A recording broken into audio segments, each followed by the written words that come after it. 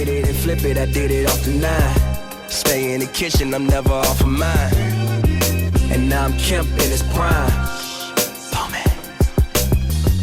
Hit it and flip it, we did it off the 9. Stay in the kitchen, I'm never off of mine. Ladies and gentlemen, welcome back to another edition of Ball Don't Lie. We are here, episode 167. I can't believe we've done this many episodes of this fucking podcast. But we are here, you guys, Scott and Dante. You know to follow us on Twitter and Instagram at Barbershare Scott, at October Dante. Follow the Barbershare Network at Barbershare Net on Twitter and Instagram. Subscribe to our Patreon, patreon.com/Barbershare Network. Visit the site, thebcnet.com. The Barbershare store will be coming soon. And before we start everything off, I want to give this time to say RIP to Takeoff for the Migos, man. Definitely super tragic news. Really got my day started on the wrong fucking foot. Yeah. You know, I think I woke up at like 5:30 to use the bathroom, and I keep my phone on Do Not Disturb at night. And I got like a list. I don't know this. Y'all gonna laugh at this. I have like a list of people who can get through. And it's you one of them. Everybody who works with the company, and you know my other clients and family. And I got my landlord in there just in case the building on fire. Right, exactly. I don't want to miss that. So I checked my text and I see Thomas like, man, this nigga Takeoff did. I was like, what? So I checked Twitter. Man, I couldn't even go back to sleep after that. I was like, well, might as well get up and start my day, nigga.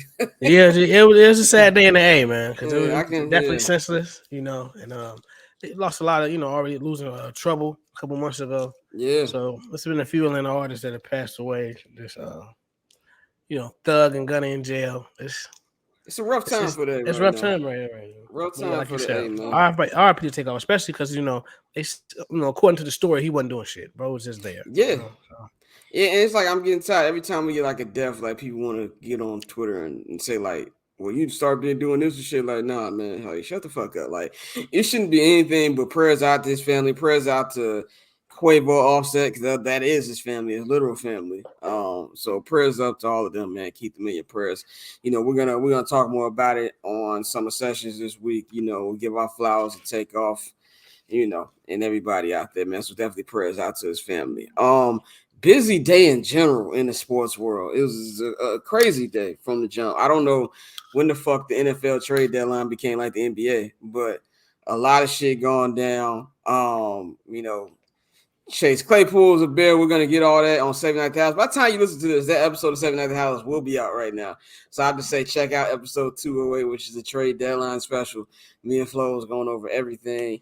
We'll talk about the other NFL trades on 2-minute drill later this week. And of course, the nuts that's happening with the Nets and things like that. But we're 2 weeks into this season. I've been watching a little bit. I haven't watched too much.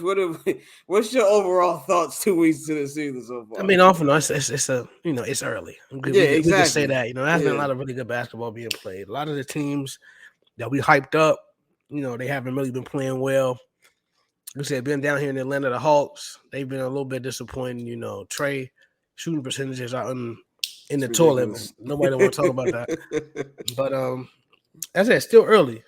But you said it's been a lot of slow starts, and then now with the Steve Nash thing, I think we really finally see like that was the first domino that was going to fall in that situation anyway. As much as we talk about moving KD, moving Kyrie, it was going to be Steve Nash to be the first one to bow out there. So yeah, and it's also one of them things where, you know, when they said it was mutual, I've never heard of a mutual firing. Yeah. So I can pretty much guess this was like a firing, but at the same time, it was kind of like, yeah, I'm fine with this. Yeah. I ain't got to be around these crazy motherfuckers anyway. Like, what's my compensation? All right, let's go. Well, yeah, exactly. I'll head back north to the border. I don't give a fuck. I'll go out here and chill and shit like that. But, you know what I'm saying? Let's just get right into it, man. So if you've been under a rock today, well, yesterday, because I forgot this be dropping on Wednesday. Pretty much Steve Nash was fired or, you know, resigned, whichever way you want to say. Mutual separation. Yeah, mutual separation. And Ime Udoka is 24 to 48 hours away from being the next Brooklyn Nets head coach. The Celtics are letting him walk, and they're not asking for any compensation. So by the time you hear this podcast, It might be 100% official already, but Woj said within the next 24 to 48. Shams also reported that. So those who reported, you pretty much understand it's a dumb fucking deal. Now, here's my personal opinion. We're gonna get into Kyrie too, and I didn't even want to talk about Kyrie. Well, my esteemed podcast partner and president of this great company that you're listening to want to talk about Kyrie. We kind of have to. We kind of have to. We kind of have to. So I'm gonna let him lead that conversation when we get to it. But as far as Udoka, first of all, Steve Nash should never gotten the job to fucking begin with, and this just shows you just the mess that is the Brooklyn Nets, and also a mess that's been created by Kevin Durant and Kyrie Irving, because these are two guys who both wanted Steve Nash. Let's not forget about the quote that Kyrie said, "We can really coach ourselves." So that's why I was against KD this offseason when he wanted to leave, because it's like, nigga, you the one who wanted this situation. You asked for it like this. You asked for the coach. You wanted all these players. You asked for DeAndre Jordan, nigga. They gave it to you. They gave KD everything he wanted. And now when it's not working out, you want to act like it's the fucking ownership fault and the front office fault. And I'm the first nigga to blame the front office and ownership with anything in sports. But in this situation, that was not the fucking case. So Steve Nash should never been hired to fucking begin with. Was he the main problem? No. But he was one of the main problems. I always say he was a vibe curator. He was never a coach. That nigga, I could have did what Steve Nash did. You get in the huddle and I just tell Kyrie and KD shoot. That's basically the offense we've been seeing the Nets run, since he took over. So, and as far as Ime Udoka, there's a lot of ways we can go about this conversation. I don't ever want to hear you niggas talk about Roger Goodell again. Don't you fucking do it. Don't you fucking do it. I hate y'all, but the NBA is the league with they got it going. They get it. They understand. They are full of shit just like everybody else. But I respect Roger Goodell in the NFL. They know they're not shit. They don't claim to be shit, and they double down on not being shit. And they say, you love this product, you're going to still buy this product, so have a nice day. But for the NBA, this is nasty. This is fucking nasty. And Matt Barnes, he may never coach again. wrong. Nigga got a job 2 months later. Nigga ran to Vlad TV, being an extreme chatty patty. Bro, it was, and gassed it, man. Said, man, if it's what I heard, if it's what I saw, but they told me he'll never coach again. This nigga about to be up the block, coaching in the league. G. This is a joke. Now, let's be clear. We don't know 100% what happened. Of course, the I guess the story, that as much story we know, that he slept with a wife or a girlfriend of one of the team VPs.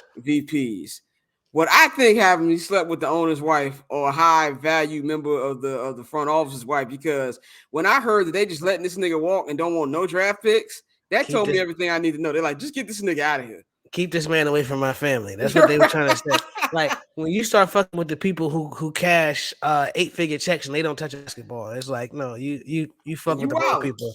You tripping. I'm not saying you should be hitting on anybody's wife, but he did what he did, and like you said, definitely not the niggas who sign your paycheck. Yeah, for them to be saying no, we're just gonna cash you out. You get it. Well, not even cash him out, but it's like, no, you just go ahead. Y'all can have him. Peace out. And this is a coach who was. Did he win Coach of the Year last year? No, Monty won Coach of the Year. Okay, but he was, in the top, definitely in the top three. And he's in the top three. But the Celtics started off very rough. Yeah, they started off very rough. They were a second half team, and the Suns were just great from the jump. But yeah, he was in the top 2, top 3 finishing. But it's just this is nasty. It's nasty. What's the nasty part about it is not even the hiring. The nasty part is how fast it moved. It went from Steve Nash is fired to 20 minutes later. Oh, I wouldn't be shocked if Ime Udoka gets some consideration. And of course, the Nets are doing their due diligence. Yeah, this is 5 minutes after the nigga got fired. It's like, all right, okay, we see what. And then an hour and a half later, oh, it's pretty much a done deal. This is gonna move pretty quick. So they basically was like, yeah, we did our due diligence 20 minutes. Oh, he only fucked somebody's wife? Oh, that ain't shit. Come on, nigga. My wife ain't gonna do that. Go get her. Yeah, I ain't worried about that. So that's pretty much what it was like. Now, from a basketball perspective, we just talking about basketball. It's a great move basketball-wise. I think that he can hold this team accountable and do what he has to do to, to move them to the next level with all the talent that they have. I think it's a great basketball move. But it's just nasty optics here for the Brooklyn Nets, and I'm just glad. I've been trying to tell y'all for years now. I was saying it back in the bubble when niggas was just acting because Adam Silver put Black Lives Matter on the court that this nigga was fucking Mandela, and I was like, stop falling for the bullshit. All these fucking leagues are ain't shit. And I'm just glad y'all finally coming to the conclusion of what I've been saying. It's nasty. I'm gonna leave it at that. But I mean, it's something we've all known with these leagues, so it's not a shock. It's just like, okay, you see the play, you see how that happens. So here we go. Exactly. Now, I mean, it's really not too much I have to say else on that. I mean, they still got to play ball and see what happens. Yeah, the team is still ass. Like The poorly team is built. still ass. Ben Simmons forgot how to play basketball. I granted he was off 15 months, but he's out there lost. So that's something they definitely got to turn around and get where his headspace is at. Like, and I think it ain't a lot. It's rare that I say some of this shit ain't fair to Ben, but like that one play when Kyrie was like, "Shoot it, Ben." It's like Giannis standing in his face. Chris Middleton's on his back. Like he would have got his shit beaten to the fifth level. That was not a good shot for him to take. But overall, you still see the passingness on offense, and he still hasn't been contributing the way the Nets need him to be. Because I mean, if he could be the old Ben Simmons, like legit the old Ben Simmons, bro, he ain't gotta. If he don't improve nothing, but just play great defense and facilitate, one nigga be a good screener, like the Nets will take that. But he's not even doing that right now. He's not doing shit. He ain't doing nothing but getting fits off on the bench. And this nigga fumbled Maya Jama, so I think we got to put that into perspective too, just how bad this nigga's been having. Like, you can't fumble her. You know what I'm saying? Like, and they just get married? They just got engaged. She back in the streets now, according to the gram. hate to see it. Hey, you hate to see it. And so, so let's just get into this Kyrie thing, man. So, I'm gonna give the floor to you. You wanted to talk about this nigga, and I'll just chime in with points I have. I mean, Kyrie Irving is a prime example of when like people have been abusing the term First Amendment, like free speech, like really just abusing it. And it's like, yeah, you have a right to say what you want to say, but first of all, the actual First Amendment says you have the right to say what you want to say without government interference. So the government is not snatching these niggas off the court. So y'all got to stop with that. That's his right to say anything. That's not what we're talking about here. It's the uninformed comments you are making and spreading around to people when you have a platform of millions of people who follow you, you have your own opinions. You can believe what you want. I don't care if you believe we the original Jews. That's what y'all want to do. Y'all can do that. But to post some silly ass shit like that, and then when people just act like, first of all, most of the questions people asked about it, they weren't even like pressing them hard about it. They were just like, "Yo, how you posted this? How you feel?" And he was just super defensive, like just backpedaling, like off rip. So it's like, come on, bro. This shit is getting silly. And like, I was thinking about this earlier, like it's fucked up, but like some players make you understand why people say just shut up and dribble, G. Like it's like if you're not saying something that's added, something of substance that's adding to the conversation, you really shouldn't be talking. Like there's nothing wrong with people saying that you shouldn't be talking. And I think like it's official to say that Kyrie is one of those people, G. We can put him in that category of people. Like, first of all, like when people talk about they don't read books and shit, like that should be a number one. Just all right, we're not gonna listen to this. We're not gonna take you serious, bro. You say what you got to say and get the fuck out of here. But as far as Kyrie, this shit is kind of ridiculous. I don't know what the Nets are gonna do because you can't trade Kyrie. Like, nobody's trading assets for that nigga, man. No, you can't move him, so you're stuck with Kyrie. So you really need this Udoka thing to spark this team, because right now they go at 2-5. They're terrible. And most of the roster, Joe Harris has not been hitting shots at all. They're still waiting on Curry to come back, but it's ugly in Brooklyn right now, G. And for Kyrie, G, it's crazy how this story has turned over the years. Like the shit is legit insane to see, from him and Bron winning the ring in Cleveland to where they are now and the way it's going now. Like, that shit is really insane, G. And him and also the rapper from Chicago who will not be named. It's both have had just incredible falls from grace. Both of them are supreme idiots. It's just I don't even know much more to say about this nigga. I'm just fucking fed up. Like, I missed when Kyrie was just a flat earther. You know what I'm saying? Like, yeah, we could have took that. I would have took that, but this other shit. And it's just like, bro, and this is one thing I wasn't gonna actually talk this on any platform, but since we're talking about it now, I'm tired of talking about this nigga. But one thing, it wasn't even a thing that what Kyrie and Kanye have been saying have definitely been pissing me off, but it's the amount of people who I follow or people that I respect who I see agreeing with these stupid motherfuckers. That's the shit that's been like alarming to me. And I think us as black people, when you understand, I'm gonna get into my preaching bag right here. Us as black people, I understand that we're upset that we're at the bottom of the totem pole. I get it. I wish that we rallied together as a people when people would say stuff about us. I wish that if you said something about black people, there's automatically a problem and you're gonna lose your money and things like that happen in business. I wish that was the case. Unfortunately, that is not the case. You can be mad about that without being racist to other groups, because now you're just being like racist white folks. You're putting, there's evil, there's all types of evil people, whatever type of race. And now you're saying this for an entire race, that they're just bad people because of we're angry and taking our anger and putting up on other people. Two wrongs don't make it right. And I think that's something that has not been going over on social media the last 2 weeks. Two wrongs do not make it right. And it's just crazy shit to me when I see black people doing that. That just doesn't make any sense. Shit is sad. Like, you should never take on the identity of your oppressor, and that's what a lot of niggas do. Yeah, like you said, the same treatment we've gotten over the years, we just spread that around, not realizing that it's poor people in other races, bro. Yeah. Like they gested under the, under us. Obviously, our treatment is completely different. Let's be clear. The treatment we've been getting, but at the same time, when you just paint with that broad brush, it ain't getting you nowhere. Like, it ain't getting you nowhere at all.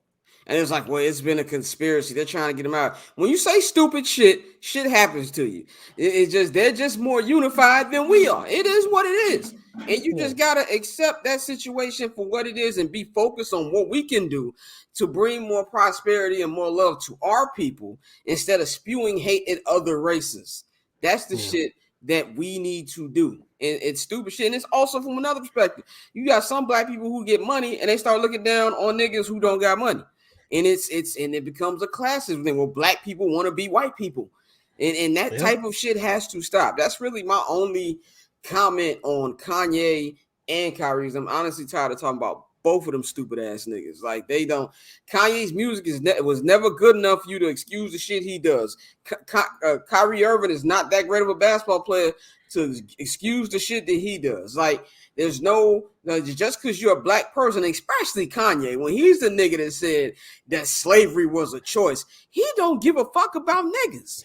He don't read books. He don't. Nigga don't read books. One of these niggas read books. But Kanye, but that's my thing with Kanye. He said it for years, and nigga said, "I don't like to read books. I live life." So if you don't read books, when you come with all these facts, you think you dropping, bro. It's like, nigga, no, he has some of the easiest right wing talking points you can find on Facebook. Yeah. That just take one or two Googles and it's like, okay, this ain't true. Yeah. But like that's the type of information he's taking and running with. But like he said, we talk about the platforms, that's the real issue. Obviously, you can say what you want to say, but you're not free of ridicule when you say dumb shit. Yeah. Like, that's not what the First Amendment means, my nigga. And when y'all have these platforms and y'all spread this type of shit, it's like y'all not helping us, like, at all. Yeah, and you got there's people as dumbasses who look up to you. Kyrie Irving is considered a veteran in that locker room. Kyrie ain't like a 3-4 year nigga anymore. He been in the league, 12 years? 11, 12 years. He got drafted the year after LeBron went to Miami. He's a veteran. So you don't want one of your veterans doing shit like that. I mean, even see the the NBA PA put out a press release today. They even mentioned Kyrie's name. It's like Kyrie is the vice president of the NBA PA. It's just shit like that. And it's also like Kyrie's one of the people where they say wild shit, and then when you challenge them on wild shit, they want to get all defensive. This last nigga on planet Earth you'll hear me cape for is Nick fucking Friedel. But when he was asking him if you're gonna put shit out there, you're gonna get questions. That's the media's job. Like, you're just trying to get a clip. Move on. Like, all the media ain't out to get you, my nigga. That's and I don't know why some players think the media wake up like, you know what? I'm gonna get a clip today. Like, niggas ain't thinking that. They're trying to do their fucking job for the most part. You know what I'm saying? He got defensive with him last year when he argued about the damn vaccine. And he said, well, I'm not promoting it. How am I promoting it? You're a nigga. You're a public figure. And he has, I don't know, a couple million Twitter follows. So yes, by default, you're promoting that shit. And then he doubled down. Was like, yeah, I'm not talking about this, but he was right. Like, what kind of shit are we doing here? So it's just like all together, it's just a messy situation. I don't know what the hell the Nets are going to do. Obviously, I feel like they're going to keep him because that's one of the reasons they brought you Udoka in to say we need to see what we can get out of these motherfuckers. And from a basketball perspective, we know how great of a defense the Celtics played last year. And maybe Udoka can help them on the defensive end, which is really the Nets' biggest problem is the defensive end, and they don't run no type of offense. Maybe he can help with that. But besides that, and the thing about the Nets, like, okay, is this thing 1 week with Kyrie? You don't know what the fuck it'll be for a month from now. He's just unpredictable. Anything can happen with this nigga. He's not worth the fucking headache. He's just not.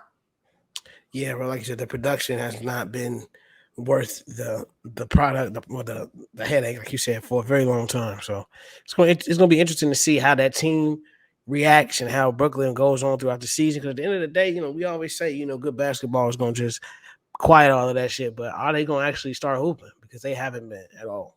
Yeah, man. Yeah. So let's move on to we talk about teams that got a slow start. We brought up the Nets and things of that nature. I got the standings right here right now. Nets are currently 12th in the Eastern Conference, 2-5. Now, obviously, this is 2 weeks in. Nobody really gives a damn about standings, but the Nets are 2-5. We got the Miami Heat who are 2-5.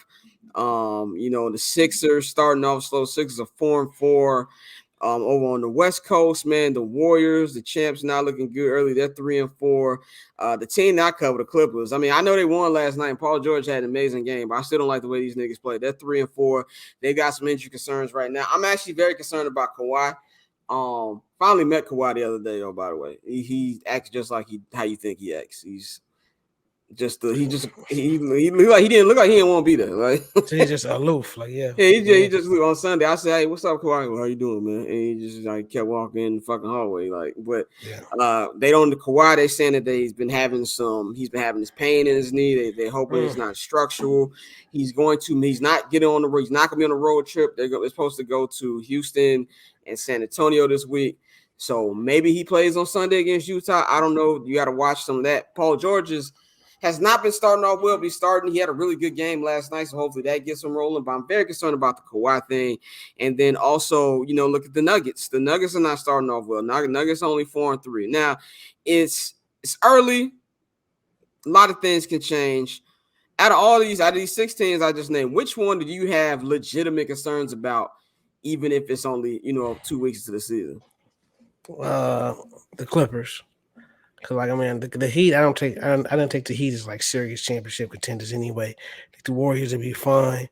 The Sixers, that just depends on the health of your 2 superstars, and I still think that team would be okay playing in the East. But I think if there's an issue with Kawhi, you really got a problem. Like no matter how much depth that team has, banking on Paul George to stay healthy ain't the greatest thing right now. Yeah, exactly. It hasn't worked out in your favor over the last few years. So if there's actually something wrong with Kawhi, because when you see him miss X amount of games in a row, that's not. It'll be 6 games by the time Sunday rolls around. Yeah, that's not load management. Like something wrong with bro. Yeah. So that's the team I'm most concerned about. Yeah, I'm with you. I'm definitely most concerned about them too. Especially being around the team and just seeing how they've been playing. They've been playing real uninspired. I think the problem with the Clippers is they have a lot of players who do the same things, and they don't shoot well enough to 3 to play the level of transition defense that they play. The terrible transition defense. Like the Rockets was getting way too many, looks, way too many fast breaks. It's ridiculous. And so, I think they need to move on from Marcus Morris. I don't know who the hell would take him, but Marcus Morris, I don't see what the hell he brings to the team. He airballed a shot with like 1:45 last night, and they were down 6. I thought they were going to lose until Paul George turned up. Now, you shouldn't. And that was a terrible ass shot, bro. The shot Paul George shot? Both shots he made. The 3 to tie the game was a bad shot. The fadeaway shot was a bad shot. And by my theory, he saw the glory because they played the Bulls. And by the way, I am boycotting it. That should be played in any stadium that's not United Center. Y'all got to stop. Y'all know who trademarked that shit is. But they were playing that music. He saw the glory. He let the clock go all the way down. He thought he was MJ.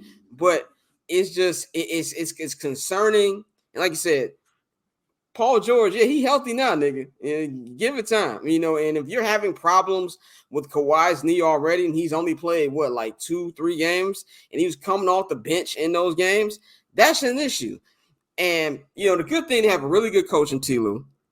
He's a really good coach. He'll be able to put this thing together. But if you have championship aspirations, which is what they have, that's the reason they signed Kawhi Leonard. The reason why they paid traded for Paul George, and then eventually paid Paul George, because you want to trade. You want to win a championship. But if you don't have a team put together, it's gonna be fucking hard, especially in that Western Conference.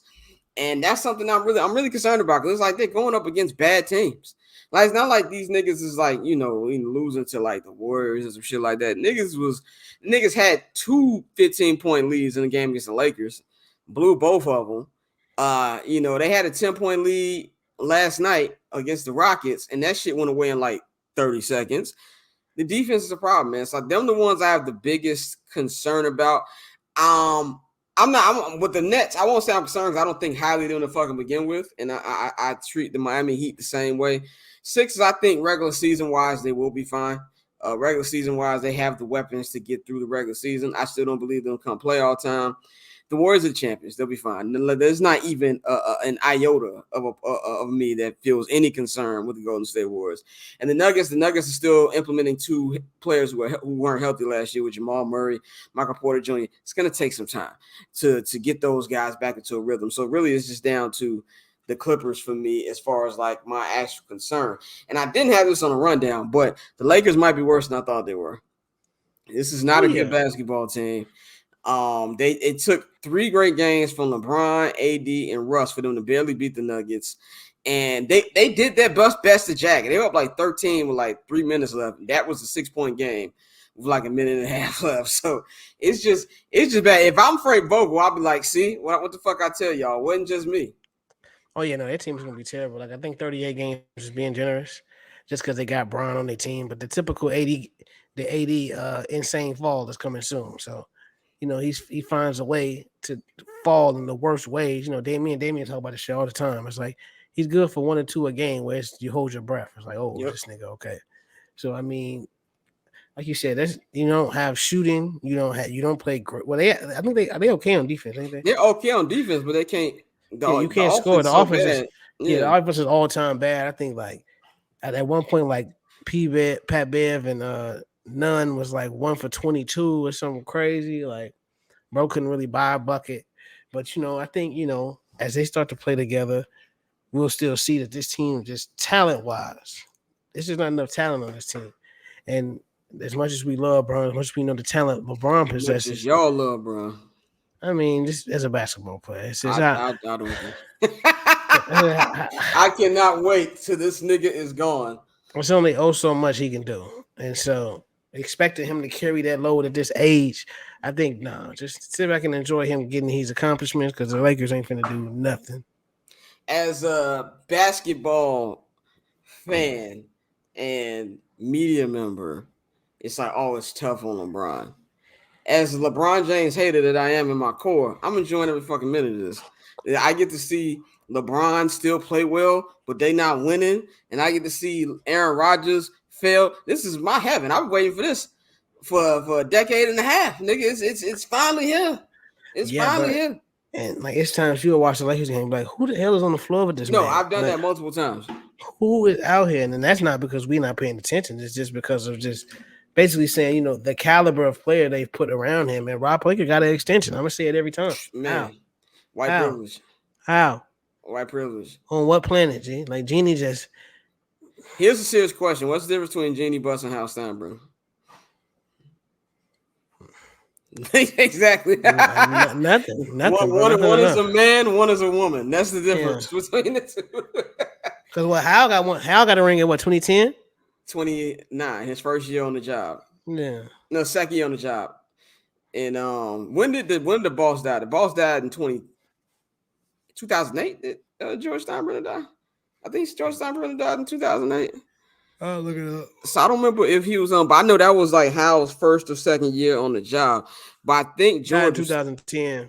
Oh, he died in 2000. Okay, so he saw the last Yankee championship. George Yeah, Steinbrenner saw. So even though it was Hal's first and second year, you know that the boss was in his ear, like, yo, sign Mark Teixeira, sign AJ Burnett, sign CeCe Sabathia. You know what I'm saying? Like, since he's died, what has Hal Steinbrenner done?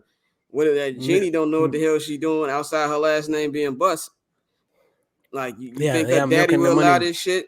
Yeah, they are milking the money machine. Like they don't have that same tenacity that they parents had, because that was their bread and butter. So like it's like no, we're gonna win. And Yep. Steinbrenner, I believe Steinbrenner made his money in real estate, like most Like MLB owners. like And like Jerry yeah, Buss. yeah, yeah. And so, but they had a knack for winning, and they recognized the talent, not only the talent, they recognized the product that they had, the place that they had. And it's like okay, we can maximize all of this, and they kids are more so like let's just keep the cash registers ringing. If we win, we win. Like the Lakers got that bubble championship. Gina was like, "Whew, all right, I got one thing over my brothers. They never won a ring. They win on shit." But But the streets is looking at that ring like kind of fake. yeah, Kind of fake. And it's like with her, it's like, this she gotta be on her fourth or fifth coach since she's taken yeah, over.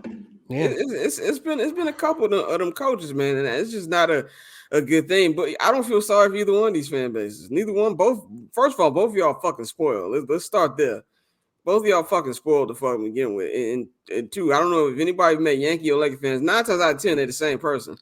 yeah, Very annoying people. Very annoying people. So I have zero sympathy for them. But there's a lot of bad basketball played on Figueroa right now. A lot of bad basketball being played. The highlight of the last two Clipper games I went to was the amazing food spread they had the last two games. Breakfast was very on point on Sunday morning. That's all I can say about them LA basketball teams, man. But let's talk about one team that is firing all cylinders, and that is the Milwaukee Bucks.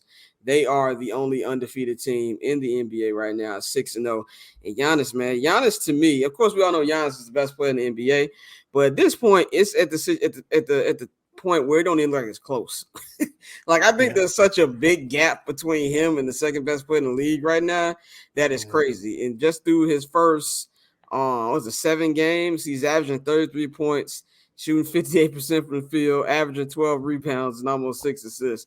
Like you just look at these numbers, 21, 44, 43, 30, 34, 31. It's ridiculous. He's killing right now. continues to play great help side defense, and Yeah. you know fits into that scheme perfectly. So I'm with you, bro. He's definitely the best player in the league, and I think Milwaukee is a team that health permitting down the stretch will be able to compete for a championship.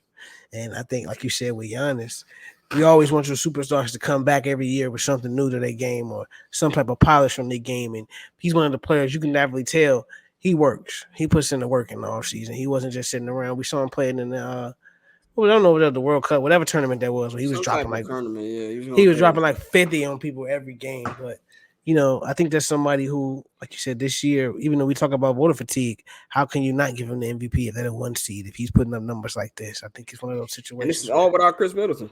his talent is overweighing everything. It's like you gotta give it to him. Yeah. Yeah, and they're doing all this without Chris Middleton. He had to play a game.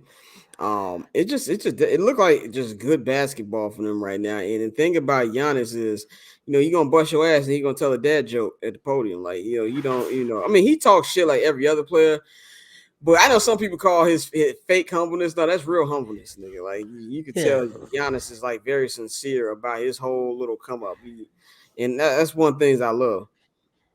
Yeah, definitely, bro. He's enjoying the game of basketball, growing with the game as he gets older.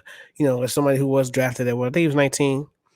But Yeah, I think so too. yeah, bro. So it's great to see him continue to add to his skill set, and the sky's really the limit. Because like, God forbid he starts shooting it at a decent clip, and it's really what you're gonna do.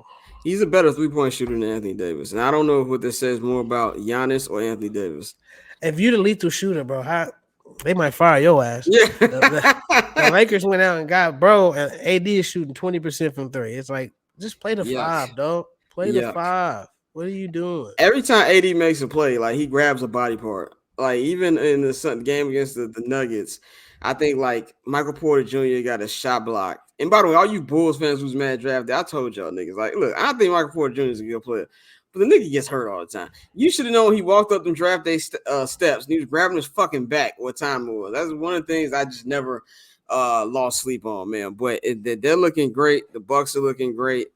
And Giannis, man, it's just kind of cool to see his growth because I remember when he played the Bulls in his first playoff series in 2015. Yeah. I didn't see this shit coming. Shout out to the homie Sean. Sean told me this in 2015 during the Bulls season. I'm telling you right now, Giannis is gonna be one of the best players in the games, one of the best players in the game in like 5 years. I was like, this skinny motherfucker? No way. I did not see it whatsoever. But he is just like exceeded expectations, and he's getting better.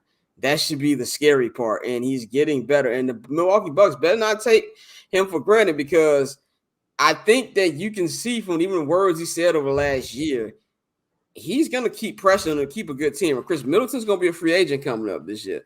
And I think just how they're going to be able to jump back and get another, how the team looks next year is going to decide on what Giannis wants to do going forward. He's still in the prime of his career. So I think that's something that's going to, I'm really interested to see how that's going to move around. There's another team that's hot that I didn't put on here too, but I was looking at the standings. Cleveland Cavaliers, man. The Cleveland Cavaliers 5-1 right now. They're doing really, really well even without Darius Garland. Darius Garland got injured in the first game of the season. Donovan Mitchell's been killing it. Him and Karis LeVert had like 72 points combined in Boston over the weekend. Both of us, I think we both had Cleveland like as our sixth seed, if I'm not mistaken. Yeah. What do you think about their hot start, going forward and doing all this without Garland?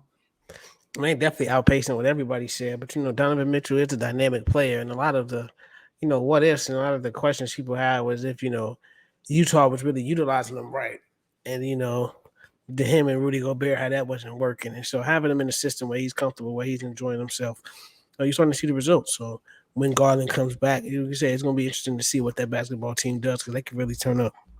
Yeah, I'm just mad they're in my division, having to deal with Giannis and a good Cleveland Cavaliers team. That's a big ass team too, man. That's a big ass team. And I was looking at you got the Blazers have a hot start. I think the Blazers like 5-1 right now. I do like what I'm seeing from Simons. He's looking good. My thing about the Blazers, I never get excited about the Blazers because they're gonna eventually flame out. It's the Blazers way eventually. I mean, Dame already hurt. Dame already hurt. I'm about to say, like, the Blazers usually make the playoffs when Dame is healthy, but if he continues to get banged up, then I don't see it for him. So, like you said, it's a cool start. I'm more impressed with Larry Markin and how he been hooping out in Utah, and just further proof that the Bulls player development system is some shit. And I think that's what people don't realize when we talk about players who move on from the Bulls and are playing better. It's like that was possible here, but for some reason, our player development just don't click, and it really hasn't in a very long time. So I mean, he even looked serviceable when he was in Cleveland. Like, exactly, he even looked serviceable when he was in Cleveland. Now, I know Bulls fans say what about the Vooch story. I still don't lose sleep over Wendell Carter Jr. I'm sorry. Oh yeah, no, I don't. I'm just saying in general. I get the pick landed, Mo Wagner. I get all that. I don't lose sleep over that shit. You do that trade. Actually, Vooch's been playing pretty well. Now the Bulls got 41 and 41 written all over them niggas. And we'll get into deep detail on that on third pick. But them niggas got 500 written all over them. But Vooch has been doing pretty well. His contract year, Vooch, I would not pay that nigga. But his contract year, Vooch, and he's looked good. But on the Magic side, too, I love what I'm seeing from the Rook, Paolo. That nigga's hooping right now. He's hooping. You know what I'm saying? And they're becoming one of those league pass teams where if I see the Orlando Magic playing tonight, I don't instantly be like, nigga, I'm not watching this. I might watch to come in and see how the Rook's looking. And even in Detroit is looking like a team that they're not going to make the playoffs or the play-in, but they're not an easy win no more. Like, I wouldn't be shocked if the Bulls split the series with the Pistons. Yeah. Typical bullshit. That's very, very possible. Typical bullshit. No pun intended, man. But I think that's all we got for y'all today, man. These early season pods, it's not too much to get into, man. But I think that's all we got. Was there anything you wanted to go over before we get up out of here? No, that's it, bro. Like you said, we'll be back in 2 weeks. Definitely make sure y'all tune in to the rest of the network. Got a lot of good shit we still got coming for y'all. A lot of good shit. I just want to say I took basically a week off last week, and a lot of y'all wouldn't allow me to take the week off. I had people texting me about what's up with the pods. People tweeting us, what's up with the pods. Nigga, I can't take a break. I cover 2 sports teams. I gotta record all these other pods, and I got regular life shit going on. Let me breathe for a couple days. That's all I asked for. But I am back. We're back. Summer Sessions will be back this week. I'm not gonna hold you back this week. All that stuff going on. I'm doing a Clippers beat, of course. This week will be the last Bears game that I'm gonna miss. In general, I'll be at every game for the rest of the year after this Dolphins game. They actually give me some stuff to watch on the offensive side of the ball. If you want to know more about that, check out the new 79th and Hallis right now, man. But you know to follow us on Twitter at Barberchair Scott, at October Zone Tay. Follow the Barberchair Network at Barberchair Net on Twitter and Instagram. Visit the Patreon, subscribe, patreon.com/Barberchair Network. You got all different packages for you to check out. Visit the bcnet.com right now. And also, the Barberchair Shop is coming soon. I know I've been saying that for a couple months, but it really is coming soon. We going to get it to y'all by the top of 2023. I promise you. Look out for that, man. So we'll holler at y'all in 2 weeks, man. We out of here.